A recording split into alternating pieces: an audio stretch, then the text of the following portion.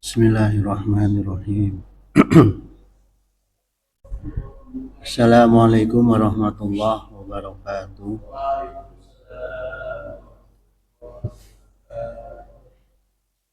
Alhamdulillah allazi amarona bil i'tisami bihablillah. Salawatullah wa salamuhu alaihi wa ala alihi wa ashabihi wa man sara ala nahjihi ila yaumil qiyamah. Amma ba'du. Allahumma rzuqna fahman nabiyina wa hifdal mursalina wa ilhamal malaikati muqarrabina birahmatika ya arhamar rahimin.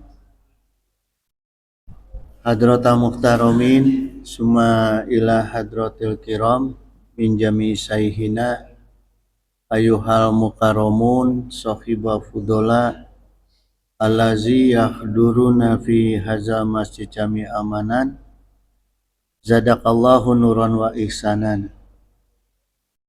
Ayuhal ikhwan, insyaallah subuh sekarang kita kupas tentang barokah ilmu di dalam majelis ilmu. Ya. Jadi ilmu yang akan kita bahas di sini yang menyangkut dengan ilmu di dalam pendidikan Islam. Ya. Nah, sebagai dasar pemahamannya, betapa pentingnya pendidikan agama Islam, ya. Ini disampaikan oleh Rasulullah SAW. Beliau bersabda, "Man yuridillahu bihi khairan." Ya, ini kalimat pertamanya. Jadi kalam pertama ini terjemahannya, kalau dari terjemahan ya, siapa yang Allah kehendaki ya mendapatkan kebaikan, khairan itu mendapatkan kebaikan, gitu, ya. Nah sekarang itu dari sisi terjemahan. Sekarang kita supaya lebih jelas lagi maknanya, kita coba tafsir hadis ini ya, susunan kalam yang tadi secara singkat pakai lughahnya yang sederhana. Ya. Di sini ada lafaz khairon, jemaah. Ya. Khairon itu tarkib atau kedudukannya dalam lughah itu sebagai maf'ul bih atau dalam bahasa Indonesia objek lah, ya. Jadi maf'ul bih itu dampak dari satu fi'il, satu pekerjaan. Kalau objek dalam kamus bahasa Indonesia artinya perkara atau pihak yang menjadi inti dari pembicaraan. Ya. Jadi jemaah, dalam kalimat hadis tadi, man yuridillahu bihi khairan, yang jadi objek inti pembicaraannya pertama adalah yuridillahu, keinginan Allah. Nah, jadi Allah yang menginginkan ini. Khairan itu sebagai maf'ul bih, ya, isim mansub, posisinya sasaran dari tindakan subjek. Jadi sasaran dari keinginan Allah itu adalah kebaikan, ya. Itu jemaah. Jadi yang menginginkan kebaikan itu sungguh-sungguh adalah Allah. Ya, ini saya pecah seperti ini supaya kita lebih mantap dalam keimanan memahami satu bahasa gitu, ya. Jadi Rasulullah tegas menyampaikan dari susunan kalimat ini bahwa hanya Allah dan sungguh-sungguh Allah yang menginginkan kebaikan itu, ya. Kepada siapa? Kepada seseorang, karena man di depannya, ya, kepada seseorang gitu. Kemudian jamaah sekalian, kata khairan itu mufrad, yaitu tunggal, ya. Maksudnya satu orang. Gitu. Kalau mufrad itu satu orang. Itu. Kenapa? Karena khairon pakai alif dan tanwin. Gitu. Khairo, dasarnya itu khairo, ya kebaikan, ditambah alif dan tanwin, dikasih fathah tanwin, jadi maksudnya mufrad. Ya. Jadi yang dilihat kebaikannya ku Allah itu dan diberikan kebaikannya oleh Allah orang per orang. Amalnya per orang, bukan berjamaah, ya. Jadi Allah melihat nih amalnya satu orang masing-masing orang, bukan amalan berjamaah, bukan, ya. Nah, kemudian dalam kalimat hadis berikut itu Rasulullah menjelaskan yufaqihu fiddin. Ini maka, ya, karena ada ya yu di sini, maknanya adalah isim mudhari, maka Allah akan memberikan kebaikannya berupa penjelasan pemahaman tentang agama, gitu, ya, ya. Jadi ketika Allah menginginkan kebaikan kepada seseorang, ya, maka Allah akan berikan pemahaman agama kepada seseorang itu. Ya. Jadi misalnya begini jamaah, dari satu jamaah di sini, ya, di majelis ini kan banyak nih, kita berjamaah. Tapi tidak bisa saja tidak semua Allah pilih yang Allah berikan pemahaman dalam materi di majelis ini, gitu, ya. Bisa aja ada yang ngantuk ketiduran lewat, ya. Jadi memang benar-benar itu pilihan Allah untuk orang itu bisa memahami perkara agama, gitu, ya. Makanya perlu ada apa? Perlu ada amal soleh, kemudian perlu dalam tolabul ilmu itu perlu ada pengamalan ilmu, perlu ada ibadah, ya, supaya kita bisa dapat kebaikan dari Allah. Nah, kemudian jemaah sekalian, dalam satu mutolaah ada baiknya kita membuat pertanyaan pada diri kita sendiri, gitu, ya. Jadi ketika memahami ini, hadis ini, saya coba bertanya, gitu. Pertanyaannya itu, kenapa Allah memberikan kebaikan itu berupa pemahaman agama? Kenapa tidak ada kebaikan-kebaikan seperti yang biasa diharapkan manusia, kebaikan rizki misalnya, ya, fulus atau lain-lain, tapi yang Allah berikan itu pemahaman agama, gitu.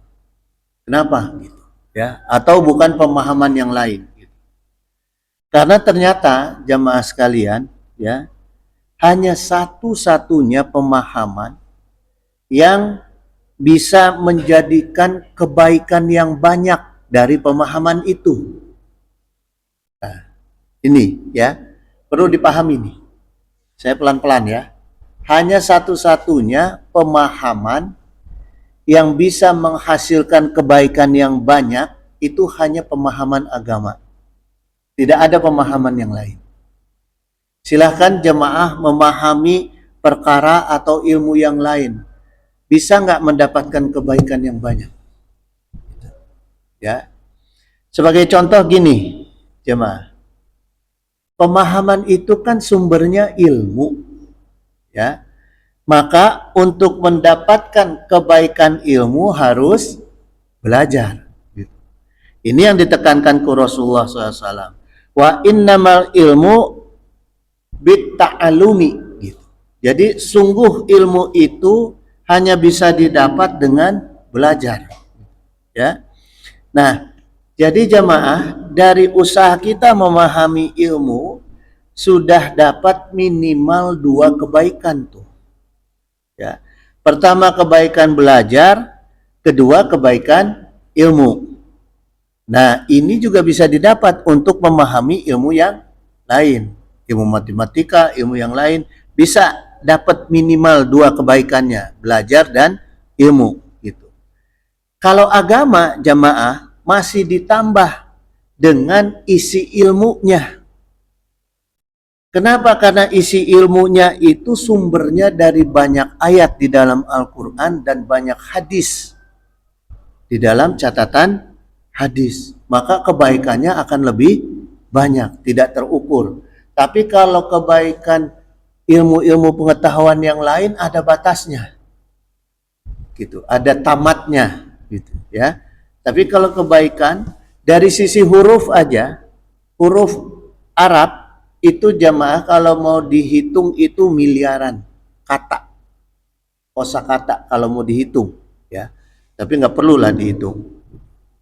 Nah sekarang pertanyaannya jemaah, ada nggak kitab suci atau buku yang isinya macam-macam ilmu untuk pedoman yang dibutuhkan dalam kehidupan manusia dan kematian manusia? Ada nggak? Selain Al-Quran dan hadis. Entah itu buku, entah itu kitab suci. Selain Al-Quran atau tuntunan hadis. Ada nggak yang bisa isinya itu macam-macam? Al-Quran itu isinya dari mulai sejarah, pengetahuan, tuntunan, pedoman, hukum, ya. Dan menjangkau manusia hidup, kebutuhan manusia hidup, dan menjangkau kebutuhan manusia mati. Itu jemaah. Ya, ini kita mengimani satu keterangan, ya, ilmu salah satunya dalam rukun iman, yaitu mengimani tentang Al-Quran, ya. Jadi itu pedoman kita jemaah. Nah ini bisa saya buktikan, gitu, bagaimana harus kita imaninya Al-Quran, ya. Nah kemudian jemaah sekalian, di mana kita dapat belajar ilmu agama dan praktek ibadah. Di antaranya di pesantren atau di majelis ilmu, yaitu majelis ilmu agama, ya, seperti majelis Al-Manan ini, ya. Allah Ta'ala berfirman dalam Quran surat Al-Mujadalah ayat 11, ya ayyuhallazina amanu iza qila lakum tafassahu fil majalisi. Jadi Allah berfirman, wahai orang-orang yang beriman, ketika kamu diperintahkan untuk memberi tempat, ya, kepada majelis, gitu, memberi tempat pada majelis-majelis itu, fafsahu yafsahillahu lakum, maka berilah tempat, karena engkau memberi tempat maka Rabb kamu akan memberikan tempat untuk kamu. Jemaah, ya. Ini kalimat Quran yang perlu dijelaskan. Karena kalau cuma dibaca terjemahannya belum tentu kita memahami makna dalam intinya yang Allah inginkan, ya, atau yang Allah maksudkan. Jadi gini jemaah, kata fafsahu ini perintah fi'il amar yang ditunjukkan untuk orang banyak.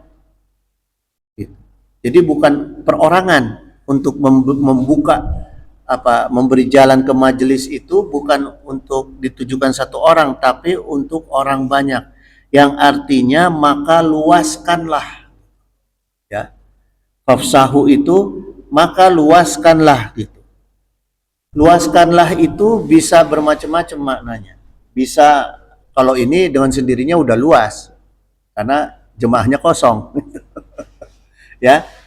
Tapi kalau jamaahnya penuh, itu ada perintah meluaskan. Maknanya bisa juga membangun majelis yang baru, gitu, ya. Supaya bisa orang lebih banyak menghadiri majelis ilmu, jemaah, ya. Ini saya cerita singkat jemaah. Dulu saya waktu di Cipanas tuh saya nggak punya majelis di rumah itu. Jadi ada kakak sepupu saya itu putra uwa yang selalu datang ke rumah. Kalau datang ke rumah itu selalu ngomongnya itu ke saya, Ji, ente lain orang jauh, ente teh duriah gentur. Yang namanya duriah gentur itu wajib punya majelis. Sekecil apapun, minimal untuk kumpul orang sholawatan, ya. buat majelis. Saya mikir, saya tanya, Kang, maaf, kalau saya bikin majelis, ilmu saya dari mana? Karena saya bukan bukan dibesarkan 100% di pesantren. Ya. Yang kedua, jamaahnya siapa? Bikin aja katanya. Nanti juga ada yang ngisi, nanti juga ilmunya datang sendiri. Akhirnya garasi saya itu, garasi mobil saya rubah jadi majelisnya. Pas di samping rumah saya rubah jadi majelis. Tapi ternyata benar apa yang disampaikan beliau. Jemaah itu ternyata sekarang seminggu 3 kali diisi oleh jemaah. Dan ilmunya mendadak saya dapat ilmu. Karena terpaksa harus ngajar. Harus mengulang kembali pelajaran-pelajaran di pesantren, buka-buka kitab lagi di pesantren. Itu jemaah. Ya. Nah, lebih yang saya rasakan lagi, begitu saya buat majelis jemaah, ternyata rezeki saya nambah. Yang tidak terasa itu. Ya, tidak terasa jalannya dari mana, nggak pernah saya mikir, makanya saya sampai sekarang nggak pernah mikir dunia, karena saya yakin iman pada Allah, dunia yang datang. Ya. Nah sekarang gini jamaah, kriteria majelis yang harus kita pilih nih, ini penting, tidak semua majelis ya, tidak semua majelis bisa kita pilih. Gitu. Kita harus paham dulu dari sisi bahasa. Majelis itu maknanya dari kata jalasa, asal katanya nih. Jalasa ini bentuk, kalau bentuk fi'il amarnya atau perintahnya ijlis. Maka kalau orang Arab mengatakan tafadol ijlis, silahkan duduk. Gitu, ya. Tapi duduknya bagaimana? Posisi duduknya. Nah ini hebatnya diksi-diksi bahasa Al-Quran. Ya. Kalau bentuk jamak dari kata jalasa itu majalis, bentuk jamaknya gitu. Jadi yang duduknya orang banyak, majalis gitu. Ya. Itu dari jalasa yajlisu. Gitu. Artinya duduk, mengambil tempat duduk. Tapi kalau banyak majalis ya, maka disebut isimnya majlis. Gitu. Ya, dari kata majalis karena tempat untuk orang banyak, tempat duduk untuk orang banyak. Ya. Dalam lughah kata majalis itu mengandung makna fa aslul julusi lughatan, asal usul kata al julusu secara bahasa yaitu alirtifa'u fi syai'i, yaitu meninggikan sesuatu jemaah. Gitu. Ya. Meninggikan sesuatu wa huwa yutlaqu fi halatil intiqali minasafali ilal ului gitu, ya. Jadi yang dimaksud meninggikan sesuatu itu pergerakan, perpindahan dari bawah ke atas. Nah, itu maknanya al-julusu atau jalasa, ya. Gitu. Artinya apa jemaah? Kalau ada orang Arab mengatakan tafadol ijlis, berarti kita duduk di bawah, dipersilahkan naik ke atas. Karena ada bangku nih, kita dipersilahkan duduk di bangku, itu pakai kata ijlis, jalasa. Artinya naik, perpindahannya naik, gitu, bergeraknya naik, ya. Karena gini jemaah, Allah Ta'ala berfirman dalam Al-Mujadilah ayat 11, yarfa'illahu lazina amanu minkum wallazina utul ilma darajah. Jadi Allah sendiri berfirman, Allah angkat orang-orang yang beriman di antara kamu dan orang-orang yang diberi ilmu beberapa derajat. Jadi apa maknanya di sini jemaah kaitannya dengan majlis? Majelis itu tempat orang menaikkan derajat ilmu dan tempat orang menaikkan derajat iman. Maka majelis itu isinya ada majelis sholawat untuk menaikkan kadar iman kita, derajat iman, ya. Ada majelis Quran, ada majelis zikir, kemudian ada majelis ilmu. Semua isinya itu yang tujuannya untuk menaikkan derajat iman dan derajat ilmu. Nah, itu majelis jamaah, ya. Gitu. Kemudian gini jamaah, ya. Ciri majelis yang paling kelihatan untuk bisa menaikkan ilmu dan bisa menaikkan derajat keimanan, ketakwaan jamaah di dalam masjid itu, cirinya yang paling kelihatan gimana? Yang paling kelihatan itu yang mimpin majelisnya memang derajat ilmunya, derajat imannya, derajat takwanya, kalau perlu derajat dunianya memang sudah di atas. Gitu. Sudah posisinya di atas. Gitu, jemaah, ya. Karena apa? Karena dia sudah membuktikan bahwa dia sudah melewati jalan atau pengalaman amalannya dia untuk menaikkan derajat. Gitu, jemaah, ya. Jadi jangan masuk ke majelis yang baru dibuka tapi tujuannya hanya untuk menaikkan derajat pendirinya aja. Nah, ini salah nih. Jemaah, salah pilih berarti. Gitu. Kan banyak nih sekarang orang-orang buka majelis ya. Tapi si pengajar atau pimpinannya belum mumpuni. Sehingga akhirnya apa? Ya materinya asal-asalan atau kebanyakan isinya apa? Hadroh, salawatan. Gitu. Ya. Sehingga tidak ada ilmu. Tidak ada ilmu yang didapat dari jamaah, cuma sholawatan, hadroh, senang-senang. Gitu. Ya. Kebanyakan begitu jamaah. Nah, di dalam bahasa Arab, jamaah sekalian, tadi jalasa perpindahan dari bawah ke atas, ya, kaitan dengan makna majelis. Dalam bahasa Arab, kalau ada orang duduk bergeraknya dari atas ke bawah, sebaliknya ini menggunakan kata qa'ada. Tafadhol qa'ada, silakan turun. Anda duduknya di bawah. Ya, itu perintahnya supaya duduk pindah. Misalnya anak kecil duduk di atas bangku nih, orang tua di bawah disuruh turun. Nah, itu pakai qa'ada gitu. Ya. Itu jemaah. Minal ulwi ilal afsal, dari atas turun ke bawah, dari yang tinggi turun ke bawah. Nah, dalam makna lughahnya wal qu'udi huwal intiqalu minal ulwi ilal al asfali ya. Ilal al asfali gitu. Jadi al qu'udu yaitu perpindahan dari yang tinggi ke yang rendah, jemaah. Gitu. Ya. Contohnya apa di dalam ayat Al-Qur'an?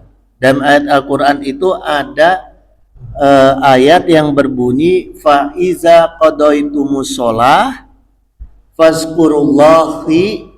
fazkurullaha qiyaman wa qu'udan wa ala junubikum.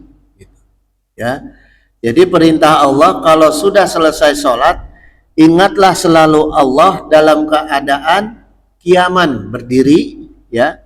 Kemudian qu'udan duduk, wa ala junubikum atau berbaring. Jadi ini gambarannya apa? Bergeraknya turun. Dari kiaman, dari berdiri, wa qu'udan duduk, dan kemudian wa ala junubikum, kemudian turun. Bergeraknya turun. Jadi kata duduknya tidak pakai kata jalasa atau ijlis, tapi menggunakan kata qu'udan. Karena Allah menggambarkan pergerakannya turun. ya. Itulah hebatnya jamaah bahasa Arab, khususnya bahasa Al-Quran. Jangan salah, Arab itu hanya Al-Quran yang punya diksi seperti ini, punya keilmuan seperti ini, lughahnya seperti ini, ya. Karena banyak di Arab itu ada bahasa Arab Amiyah, ada bahasa Arab Kipti gitu. Hanya Quran yang seperti ini. Gitu. Maka Quran sekarang itu dijadikan bahasa resmi oleh orang Arab, ya. Bahasa negara dan bahasa ilmiah gitu. Kemudian jamaah dan Allah, jadi terkait dengan majelis, kalau ada majelis yang sudah bertahun-tahun berdiri, jamaahnya bergabung di situ, tapi cuma pimpinan majelisnya aja yang tambah naik derajatnya, jamaahnya nggak ada peningkatan derajatnya, maka itu bukan majelis. Ya, ada jamaah yang majelis itu yang naik derajatnya itu hanya kiainya, hanya pimpinannya misalnya, ya. Tapi jamaahnya gitu-gitu, nggak ada peningkatan. Nah itu bukan majelis, namanya multakon, hanya tempat berkumpul. Karena nggak ada isinya itu majelis, tidak mengandung keberkahan. Karena yang namanya berkah itu ziyadatul khair, bertingkatnya kebaikan. Ya, jadi kalau di majelis itu tidak ada peningkatan kebaikan, maka itu bukan majelis. Pindah aja, cari majelis yang benar. Ya, itu jemaah sekalian. Kemudian jemaah sekalian, ya, apa keuntungannya menghadiri majelis ilmu? Dalam Al-Mujadalah ayat 12 kalimatnya berbunyi apa? Yafsahillahu lakum, ya. Allah akan membukakan jalan untuk kamu. Jadi kalau mau lihat jamaah, ya, majelis itu mengandung barokah ridho Allah atau bukan, ya, lihat jamaahnya, lihat alumninya. Jamaahnya dari majelis itu dan alumninya dari majelis itu udah pada jadi apa? Ada peningkatan apa dalam kehidupannya? Kalau nggak ada apa-apa, yaitu multakon tadi, bukan majelis, hanya sekedar tempat kumpul-kumpul gitu, ya, gitu. Kadang-kadang orang datang ke majelis itu kalau sudah dibiasakan dengan nyanyi-nyanyi walaupun dari dalam bahasa Arab, ya, yang dicari ya itu. Nah, anak muda sekarang banyak. Dicarinya cuma apa? Hadroh, salawat, joget-joget, goyang-goyang. Dalilnya apa? Agama. Gitu. Ya, padahal bukan itu tujuan majelis itu. Jadi harus dilihat alumninya lebih banyak yang sukses atau yang nggak jadi apa-apa. Ya. Karena apa jamaah? Karena firman Allah itu kan bunyinya yafsahi, membuka jalan. Jadi kalau jamaahnya tidak terbuka jalan, ya percuma. Gitu. Buang-buang waktu. Gitu. Ya. Nah sekarang gini jamaah. Maka ketika kita membukakan jalan bagi orang lain untuk tolabul ilmu, maka Allah bukakan jalan untuk kenikmatan dunia dan akhirat kita. Nah ini yang Allah tegaskan dalam Al-Mujadilah ayat 11-12 ini. Ya, jadi gini jamaah,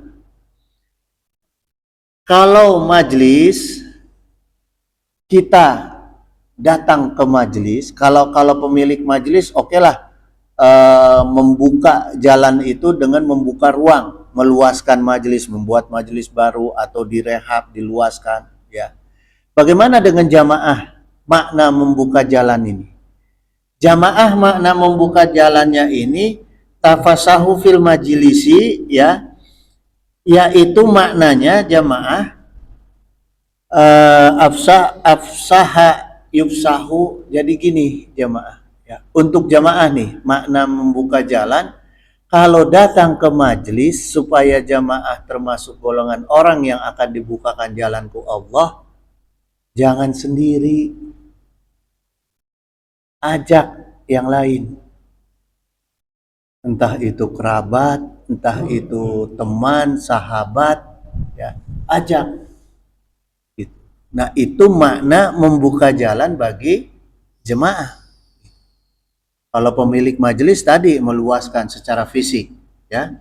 Nah, bagi jamaah ajak yang lain. Supaya apa? Supaya kita termasuk golongan yang akan dibukakan jalan dunia dan akhirat kita ke Allah. Ya. Karena apa? Karena tadi yang dilihat ke Allah itu kebaikannya orang per orang. Jadi semakin banyak kita ngajak orang lain yang ikut datang mendapatkan kebaikan ilmu, maka akan semakin terbuka jalan kita. Jemaah. Ya. Cek Sunda nama ulah koretku kasayan. Ya, jangan pelit dengan kebaikan gitu. Ya. Nah, sekarang jemaah, di antaranya ini ya, fenomena sekarang itu kenapa kok malah banyak majelis yang sepi? Nah, ini pertanyaan nih, ya. Mungkin ini telaahan saya aja ya, pikiran saya aja. Mungkin banyak yang merasa tidak terbuka jalan di majelis itu untuk menaikkan derajatnya. Kemungkinan, ya. Banyak jamaah yang merasa tidak manfaat datang ke majelis, tidak mendapatkan manfaat apa-apa, sehingga akhirnya meninggalkan majelis. Yang lebih parah, tidak mencari majelis yang lain, tapi disamaratakan semua majelis. Maka akhirnya majelis pada kosong. Ketika majelis pada kosong, kondisi umat seperti apa? Seperti sekarang. Bahkan akan bisa lebih parah dari kondisi hari ini. Gitu. Ya. Umat nggak jelas siapa yang mimpin. Nah, dari sisi jamaah, kenapa majelis itu bisa kosong? Ya, jemaah sekalian. Pertama, mohon maaf nih, ya. Jamaah yang datang ke majelis itu hanya menjadi pendengar setia. Sampai dia akhirnya bosan. Karena hanya menjadi pendengar setia. Duduk aja. Lama-lama ketiduran, gak kerasa. Ya. Pendengar setia tak? Cirina pendengar setia, ketiduran di majelis. Yang kedua, jamaah itu tidak mendapat manfaat terbukanya jalan dunia wal akhirah karena tidak aktif menggali pengalaman guru dalam menaikkan derajat ilmu dirinya, derajat ibadah dirinya, dan derajat dunianya. Kemudian langsung aktif mengamalkan apa yang diberikan ke gurunya. Nah, zaman sekarang jarang jamaah. Jarang jamaah yang mau menggali langsung. Wahai ustadz atau wahai guru, gimana sih caranya kau guru bisa ilmunya luhur misalnya? Ya. Kok bisa barokah hirupna? Pengalamannya apa? Amalanana naon kan gitu. Ya. Kalau orang dulu cari majelis, cari pesantren, yang dilihat figurnya, supaya bisa diambil manfaat, bukan sekedar ilmunya, ilmu kitab, ilmu ngajinya bukan. Ya, itu jemaah. Yang ketiga, telaahnya kalimat tafassahu, ya, fil majalis, yaitu jemaah sekalian tadi, ya, ini maknanya yang tadi, ajak yang lain ikut datang ke majelis gitu, supaya Allah bukakan jalan semakin luas, semakin lebar jalan kita untuk menaikkan derajat dunia dan akhirat. Ya. Kemudian jamaah sekalian, kenapa kita harus ngajak-ngajak? Apa dalilnya? Ya. Dalil tambahannya itu fastabiqul khairat aina matakun. Jadi dalilnya berlomba-lombalah dalam kebaikan ya di mana kamu berada, di mana saja. Ya artinya berlomba-lomba kebaikan ya ajak-ajak. Jangan kebaikan diri sendiri aja gitu, ya. Ya'ti bikumullahu jami'a. Nah, ini makna jami'ahnya ini yang penting jamaah, ya. Pasti Allah akan kumpulkan kamu kalian pada hari kiamat. Jadi kita nanti jamaah di hari kiamat itu ketika kita masuk surga jalannya diantaranya kumpulnya dengan orang-orang yang sama-sama dengan kita. Gitu. Ya. Jadi semakin banyak akan semakin besar peluang kita masuk ke surga gitu. Nah persoalannya gini jemaah ya. Satu lagi nih kaitan dengan surga dan neraka. Banyak sekarang itu kalau bicara surga nggak jelas. Kewe ya. Padahal sesungguhnya innahunaka janata fi hazal alam. Sungguhnya ada surga di alam ini. Jangan cuma berharap surga di akhirat. Gitu. Ya, ada surga di alam ini, jemaah. Man lam yadkhulul janata fi hazal alam, malam yadkhulul janata fil akhirah. Siapa yang tidak masuk surga di alam ini maka tidak akan masuk surga di akhirat. Nah, ini makna berjamaah juga bisa kita masukkan ke dalam makna ini. Coba, maaf ya. Ketika kita kumpul, nah disitulah pentingnya. Kumpul dengan orang-orang di majelis. Ya. Ketika kita kumpul di majelis, kan ada ruang komunikasi, ada ruang silaturahmi. Mungkin aja di situ bisa terjadi rencana untuk usaha bersama, kan bisa terjadi. Gitu. Tapi itu harus dibangun dengan apa? Dengan membentuk kepercayaan sesama jamaah. Nah ini yang kadang di majelis ini tidak ada ikatan jamaahnya. Sehingga tidak terbentuk silaturahminya di dalam jamaah majelis. Gitu. Jadi dampak dari keuntungan dunianya tidak ada jamaah. Gitu. Itu salah satu yang membuat akhirnya majelis itu akhirnya kosong. Capek lah. Datang jam 4, kudu jam 4 ke majelis itu menang nanaon gitu. Apalagi kiainya ngomongnya nggak jelas, nah itu lebih repot lagi. Gitu. Ilmu nggak dapat, yang lain nggak dapat, gitu. Ya, itu jamaah. Jadi maka harus ada yang diperbaiki dari satu sistem majelis. Ya. Waqala Nabi SAW, man salaka tariqa yatlubu fihi ilman. Barang siapa yang berjalan menuntut ilmu, salakallahu bihi tariqam min turuqil jannah, maka Allah akan mudahkan baginya untuk jalan menuju surga. Nah, itu jemaah. Ya, jadi ada kelebihannya untuk orang-orang yang jalan ke majelis ilmu. Nah, kemudian jemaah, majelis tadi yang harus kita pilih, tadi yang kita lihat alumninya atau jamaah-jamaahnya. Nah sekarang majelis dalam konteks pimpinan majelisnya dan isi majelisnya, ya. Majelis yang harus kita pilih itu yang dasarnya iman, ittiba dan ikhlas. Itu yang penting jemaah, ya. Jangan sampai jemaah terjebak ke pimpinan majelis yang tidak ikhlas, gitu.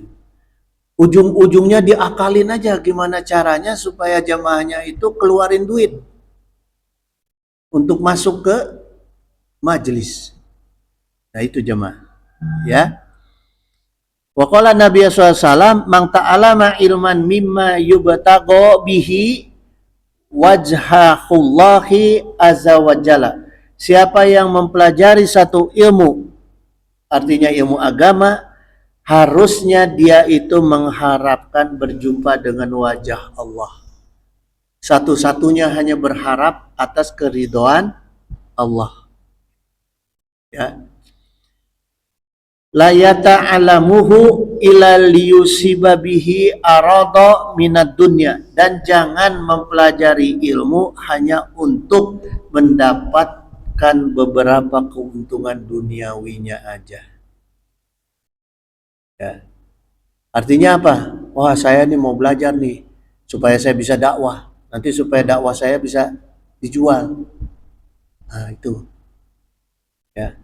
Pernah saya menghadiri satu acara lulusan satu sekolah agama lah di Cianjur. Saya tanya beberapa santrinya. Nah, nanti kalau udah lulus yang jadi naon? Ah, dia mah yang jadi ustadz. Banyak yang jadi ustadz. Terus saya tanya, emang kenapa enaknya jadi ustadz? Kok pilih pengen jadi ustadz? Gampil aja menang duitnya.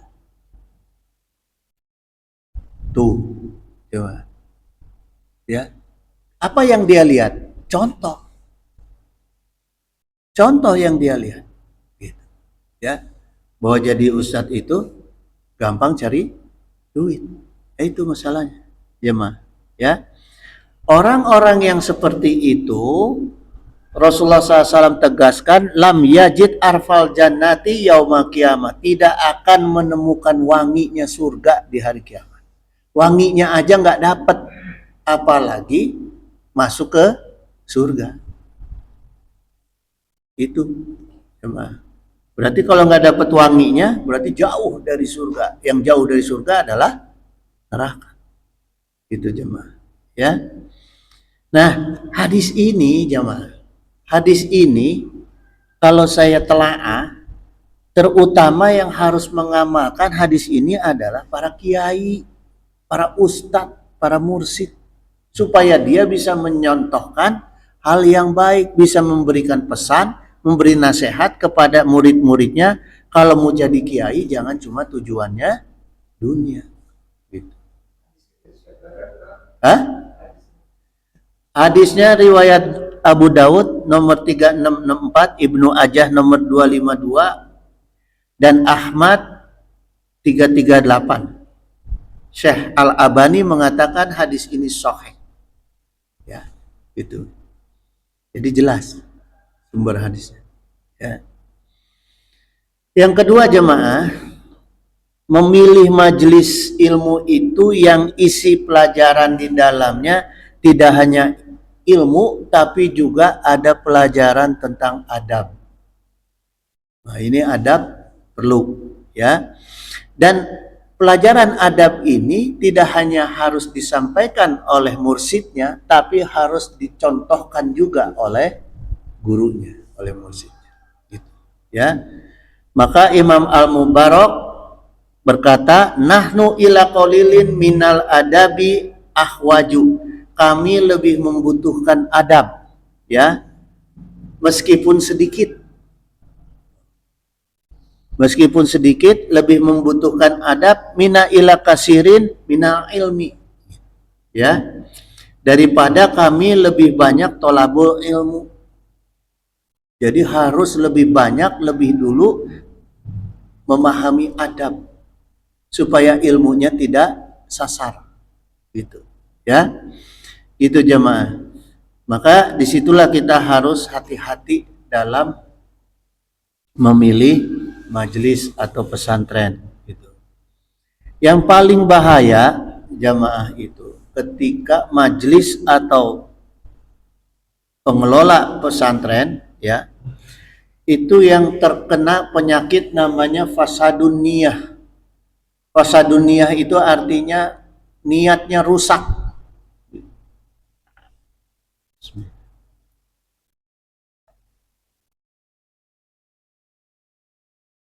Nah, ulama, kiai, ustadz yang kena penyakit fasa dunia, ya, pasti tulabul ilmunya itu tidak lepas dari uang. Itu salah satu cirinya, ya. Segala diuangi. Ya. Misalnya gini, ini saya pernah temukan pengalamannya. Ada satu pesantren yang orang tuanya kebetulan dekat sama saya, tetangga lah, ngobrol sama saya. Anaknya nggak boleh ikut ngaji, kenapa? Karena nggak pakai seragam, nggak beli seragam orang tua. Yang saya tahu, Rasulullah mengajarkan para sahabat, sahabat tidak harus pakai seragam. Yang saya tahu, ya. Maka kebetulan kan kami juga ada madrasah itu, ada sekolah untuk anak-anak. Saya suruh pindahin ke situ. Gak usah pakai seragam, pindah ke situ.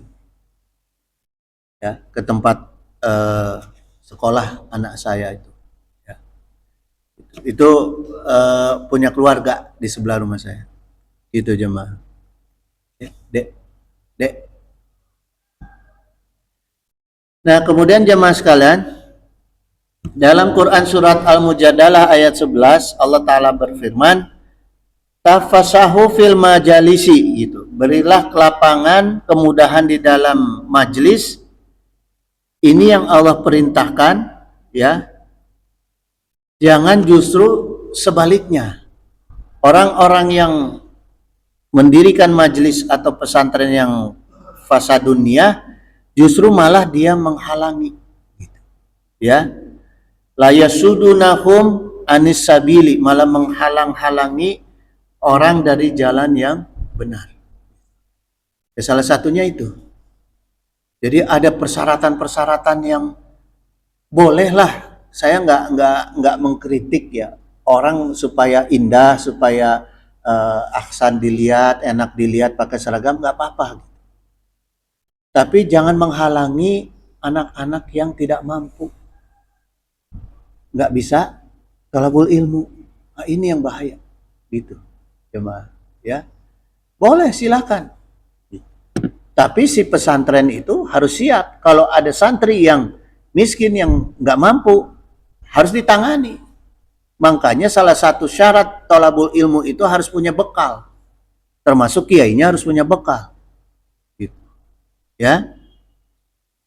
Nah, kemudian jemaah, ada masalah lain yang biasa kita temukan, baik itu di majelis maupun di pesantren, yang ngajarnya itu bukan kiainya langsung, tapi dari ustadz-ustadznya, dari santri senior. Gitu. Santri yang udah di atas ngajar yang di bawah. Beda nggak dengan kiainya? Beda, jemaah. Sangat beda, jauh. Kalau kiainya sekalipun hafalannya sama, ilmunya sama, tapi ketika kiainya yang menyampaikan dengan kandungan ibadahnya yang lebih, dengan santri senior yang kandungan ibadahnya pas-pasan, beda barokahnya. Ketika barokahnya beda, maka ketampi ilmunya, keterima ilmunya juga beda. Itu jemaah, ya. Maka Rasulullah SAW menegaskan nih, di masalah ini aja Rasulullah menyampaikan warning, ya. Inna min asrotis saati, sungguh di antara tanda-tanda telah dekatnya kiamat, yaitu, ya, an yultamasal ilmu indal asyogiri. Apa? Mengambil ilmu atau minta ilmu dari asyogir. Yang dimaksud asyogir, orang-orang yang masih kecil kategorinya, bukan umurnya. Orang-orang yang masih kecil yaitu orang-orang yang pemahamannya belum sampai ke orang yang dewasa. Gitu, jemaah, ya. Maka sekarang kan banyak tuh majelis pesantren yang menitipkan pelajaran santrinya itu ke santri senior. kiainya mah jarang ketemu. Maka banyak lulusan-lulusan pesantren sekarang yang pala linter tapi nggak mengandung berkah ilmunya, gitu ya. Itu jemaah. Kita sampai jam berapa ya?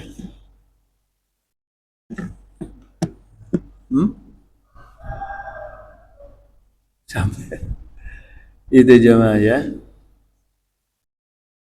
Nah sekarang gini sedikit deh jemaah. Ini fenomena nih. Saya menulis ini karena ketika saya lagi menulis masalah majelis pesantren ini, ada yang lewat di otak saya mengenai fenomena pesantren dan majelis sekarang yang terkait dengan politik negara, entah itu pilpres, entah itu pemilu, ya. Nah, akhirnya kan saya jadi bertanya, boleh nggak nih tokoh pesantren atau majelis melibatkan jamaah atau melibatkan keluarga besar santrinya dalam proses nasbul imam, ya. Pilpres itu diantaranya adalah bentuk proses nasbul imam. Nasbul imam ini ada kaidahnya dalam fikih siyasah. Jadi Islam juga punya fikih politik. Jangan hanya kita mengadopsi fikih dari orang-orang yang non-Islam. Islam sudah punya panduan politiknya dalam fikih politik, ya. Namanya fikih siyasah kitabnya. Rasulullah SAW bersabda, ini supaya jadi pedoman ya. Kita apa-apa amal kita, tindakan kita, perilaku kita harus ada dasarnya, yaitu Quran dan Sunnah. Ya. Termasuk juga berpendapat. Waqala Nabi SAW, man mata walaisa fi unukihi bai'atun, ya, bai'at nih maksudnya ya, bai'atun mata maitatan jahiliyatun. Nah, jadi Rasulullah, jamaah sekalian, ini riwayatnya Muslim, siapa orang yang meninggal, maksudnya kaum mukminin nih, siapa kaum mukminin yang meninggal, dia tidak pernah melakukan bai'at, ya, artinya memilih pemimpin, maka dia mati itu maitatan jahiliyatun, maka dia matinya itu dianggap sebagai jahiliyah. Itu cuma. Jadi maknanya apa? Wajib umat Islam untuk ikut dalam nasbul imam. Gitu. Ya. Jadi pesantren, majelis boleh. Gitu. Ya. Bahkan Hujatul Islam Abu Hamid Al-Ghazali dalam Ihya Ulumuddin, ad-dinu wal mulku tawamani, gitu ya. Ad-dunya wal mulku tawamani, ya. Ini alifnya pakai hamzah, nggak kelihatan, saya kecil. Jadi maksudnya gini jemaah, agama, adinu agama, wal mulku dan kekuasaan, tawa ma'ani maksudnya, maaf ya, tawa ma'ani maksudnya apa? Saudara kembar jemaah, ya. Jadi kalau saya salah bacanya saya nggak bisa paham gitu. Kalau tawa amani itu maksudnya tawaam itu saudara kembar, dua maksudnya, ya. Tawa amani. Jadi agama dan kekuasaan itu ibaratnya saudara kembar. Fadinu aslun wasultanu harisun. Agama adalah fondasi atau azasnya, ya. Kalau dalam kita azasnya, dan kekuasaan atau sultan itu penjaganya, gitu jemaah, ya.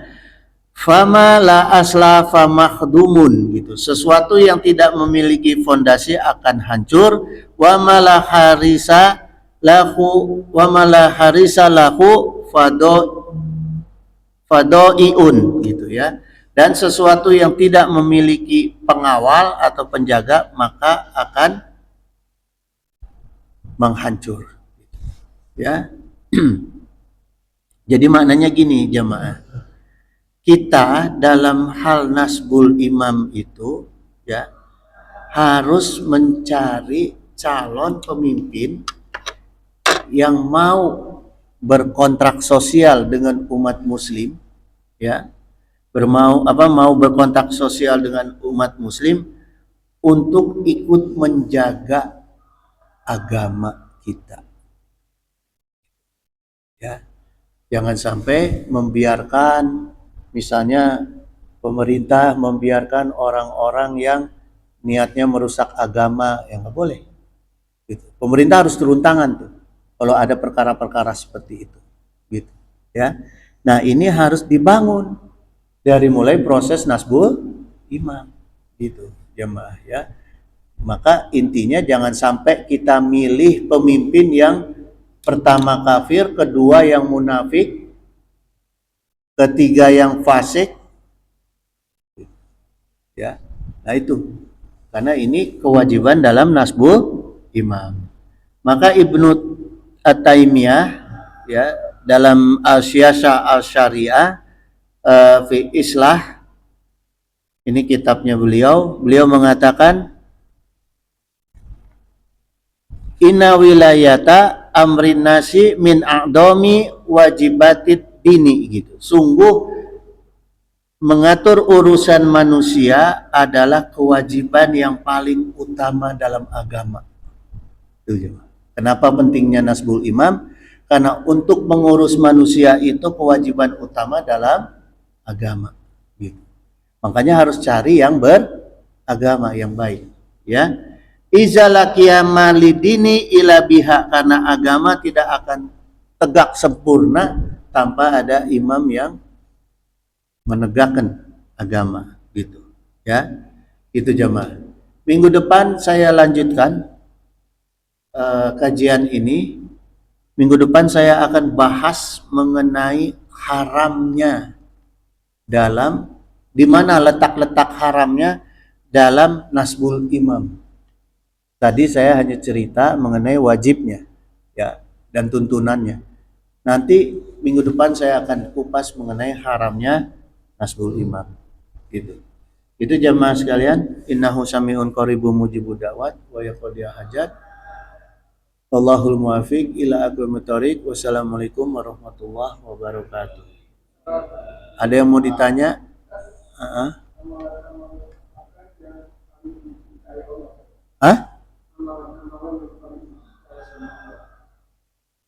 Amalan yang paling dicintai sama Allah.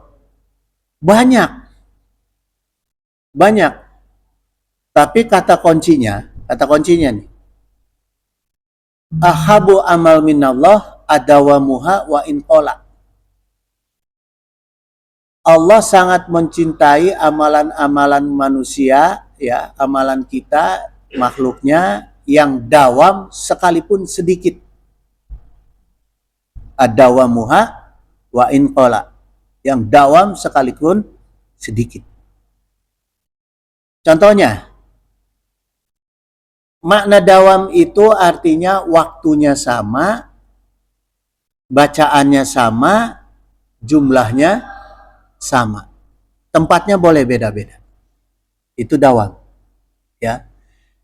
Dawam yang saya amalkan sekarang ini adalah dawam sholawat nariyah ba'da sholat Jumat. Jadi saya doa isol dulu, hadiah kepada Rasulullah sampai orang tua, Fatihah, Kulhu 11, Falak sekali, Anas sekali, Sholawat Nariyah 11, Yasin sebalik, ya. Baru saya doa. Dan itu setiap habis sholat Jumat sebelum makan. Kalau minum bolehlah, karena mulut kering. Setelah sholat Jumat. Di mana aja. Pernah saya ketika di mobil, pokoknya habis sholat Jumat dimanapun saya berada, karena tidak ada ketentuan dawam tempat, maka saya amalkan itu. Mau di pesawat, pernah di kapal laut, pernah di pesawat, saya dawamkan. Karena nggak lama waktunya, nggak sampai setengah jam, nggak sampai setengah jam. Hah? Boleh, apa aja boleh. Asal jangan gini, hari ini 100, besok 1000, besok 1, besok 2. Harus sama, dawam, ad-dawamuha.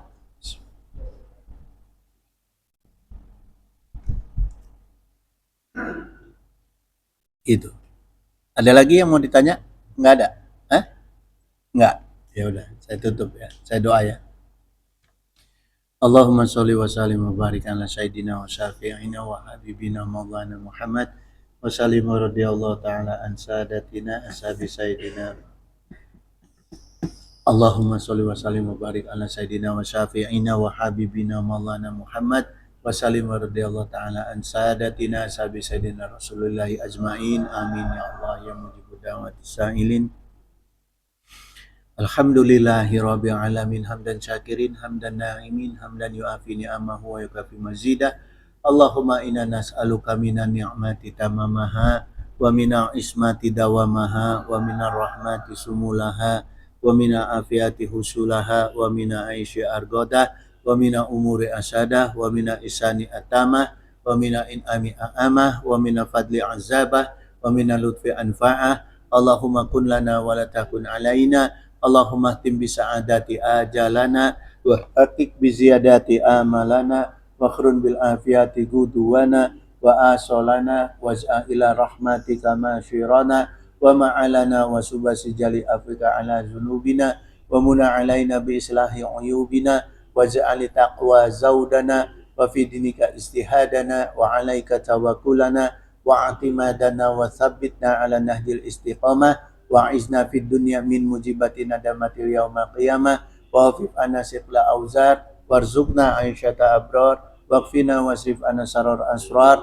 wa antik riqabana wa riqaba abaina wa ummahatina wa ikhwanina wa walidina wa ashiratina wa zaujatina birahmatika ya azizu ya ghafaru ya syataru ya halimu ya jabbaru ya Allah ya Allah ya Allah ya Rahman ya Rahim ya Rahman Rahimin.